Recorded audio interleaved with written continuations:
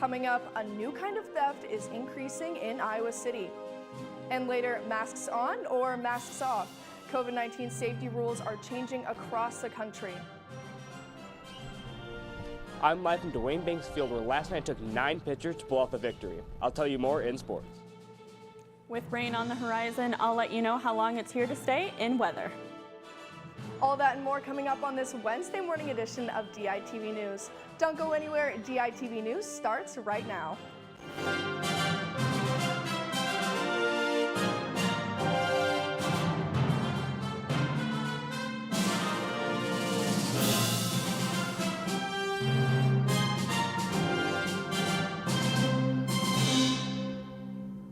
Good morning and thank you for tuning in. I'm Justina Borgman.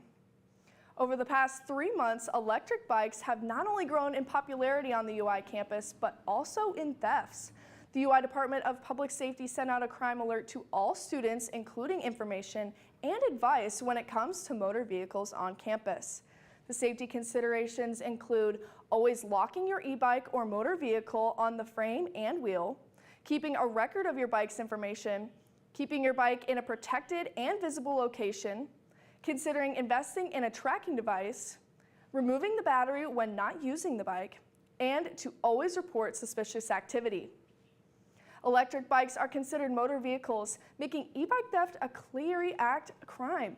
Call the UI Department of Public Safety at 319-335-5022 if you have any information on any of these thefts. Not only are electric bikes on the rise in Iowa City, but electric vehicles as a whole are on the rise in Johnston County. Johnston County has 883 registered electric vehicles as of December 31st, 2021, putting it in second place in the state, only behind Polk County. However, Johnston County's population is 1/5 the size of Polk's, meaning the county has the most electric vehicles in the state per capita. The increase in electric vehicle drivers is credited to the availability of different electric vehicle models and the variety of markets popping up in Johnston County.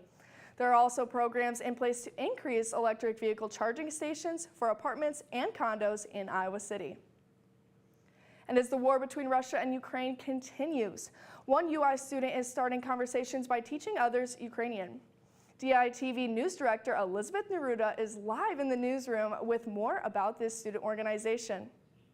Elizabeth, how did this organization begin? Well, Justina, the Ukrainian Conversation Hour was started by UI first-year student Oksana Hershak because she was seeing a need on campus for a space for people to learn and talk about Ukraine, especially as it's been all over the news and social media as the war with Russia continues. She worked with the Center for Language and Cultural Learning to approve and promote this org. And the center says that learning language is an important part for understanding culture as a whole, which is more important than ever now that Ukraine is in such a state of distress. And what does this organization do? The Ukrainian Conversation Hour started and had its first meeting on April 12th and plans to meet on a bi-weekly basis going forward. In the first meeting, Hershak taught basic Ukrainian phrases like hello, how are you, what is your name? And most of the people who showed up already had a basic understanding of the Cyrillic alphabet, which is what Ukraine uses, and especially if they were already learning Russian. It was pretty easy. However, no prior experience is necessary to be a part of this organization. And the Center for Language and Cultural Learning says that this program is different from other programs put on, seeing as most of the time it is students coming in wanting to learn a language, but in this case, it's a student wanting to teach one. Back to you, Justina. Thanks, Elizabeth. Mask mandates across the U.S. are continuing to be lifted. This includes the University of Iowa's CAM buses and the Iowa City Coralville bus systems and public transit dropping their mandates. A federal court ruling came Monday allowing public transportation systems to choose on their own to impose mask-wearing mandates, rather than the previous ruling which required the transit to follow CDC policies. The federal ruling also struck down mandates on buses, airplanes, trains, and any other form of public transportation. Many airlines and airports since have additionally dropped their mandates, including the Eastern Iowa Airport. April showers, Iowa City plants new flowers. Terrell Mill Park off Dubuque Street is now home to a new prairie. The city's climate action plan is working to reduce carbon emissions by growing plants native to Iowa.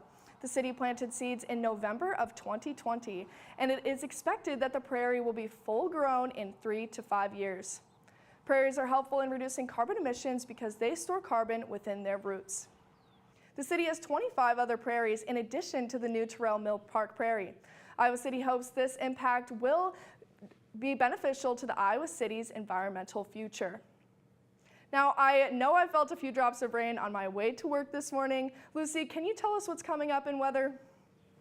Of course, Justina, I also felt a few drops this morning, and you can count on many more to fall throughout the day. Expect showers to pick up in the afternoon along with winds up to 25 miles per hour. We'll see a high of just over 50 degrees during the day and 40 degrees as we head into the nighttime hours. We'll be able to ditch those umbrellas come Thursday as sunny skies and a high of 69 degrees is expected to roll into Iowa City. Looking now at the 5-day, these warm and wet conditions are here to stay as we head closer to the weekend. Anticipate thunderstorms in the area as Friday rolls around, along with lighter showers come Sunday. However, we can look forward to a beautiful day Saturday with very little chance of rain, along with seasonal high temps pushing close to 80 degrees. Now let's toss it to Ethan, who is hopefully staying dry for an update on baseball. Thanks, Lucy. Yeah, as of right now, I am staying dry, but by the looks of these clouds, your weather report is very much correct, and the rain should be rolling in pretty soon. Last night, Iowa extended their win streak to 4, taking down Bradley University 15-8. Iowa had 2 players hit home runs in Will Mulfer and Peyton Williams. Williams almost hit for the cycle, having a homer, a triple, and 2 doubles. All he's missing was the single.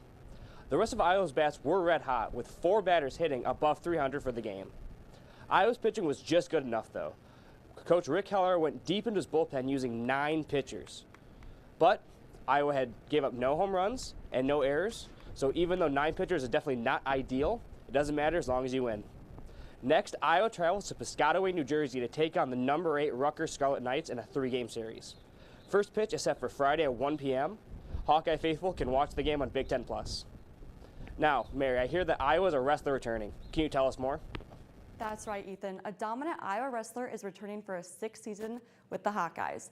149-pounder Max Mirren announced yesterday on his return on social media.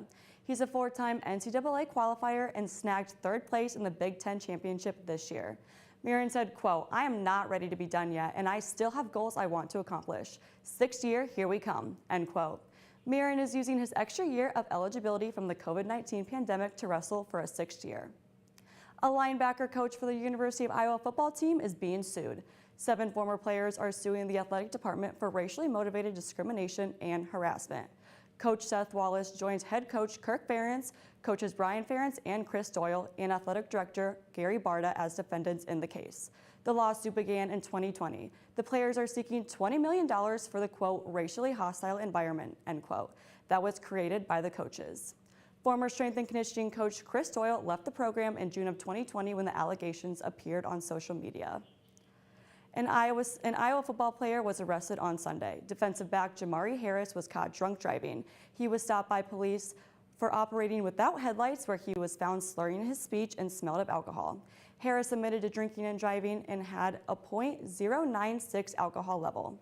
Harris started 7 games last year and was recently named a starting cornerback of the upcoming season depth chart. Be sure to tune in Friday for more updates on baseball and softball. Back to you, Justina. Thanks, Mary. A runway fashion show made out of recycled and sustainable materials is taking place on this Earth Day, this Friday, April 22nd. The recycled runway is hosted by an event management certificate students in the Becker Communications building from 2 to 3 p.m. The show will showcase work by student designers, and the hope is to spread awareness about the impact people have on the planet in a unique way. There will also be a giveaway including a basic goods gift basket. Attendees will get to see the garments close up and also get to vote on their favorite look. Thank you for tuning in to DITV News. Be sure to head over to thedailyiowan.com for all of your latest news between Monday and Friday. From DITV News, I'm Justina Borgman. Have a wonderful day.